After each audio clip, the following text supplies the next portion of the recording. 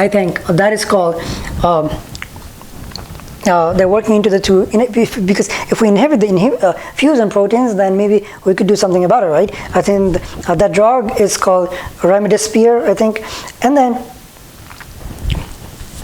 yeah, they're working onto that too. I think that is called chemostat. It's called chemostat.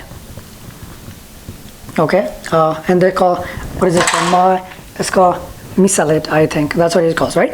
And then there's also like some drugs for the RNA-dependent polymers where I think they're called the chloroquine drugs. They're investigating into it. But so far, what we do know is that there hasn't been any sort of like vaccinations for this, okay? And then if you look at the blood reports, obviously you're going to see with this patient, you're going to see a lot of this, the interleukin-6, tumor necrosis factor is going up. You might see this from the liver, the C-reactive proteins, that's going to be high. Right? And those are, you'll get to see in your blood report. Yeah, I think we covered a lot.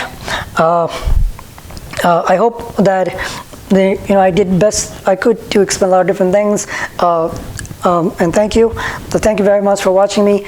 Please, if you like the way I explain things, please subscribe my channel, and I'll keep making videos like this.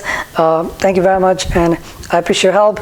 I do want to say this, that be safe, and also protect or help people around you if you could. Thank you, and thank you very much. You have a wonderful day. Thank you.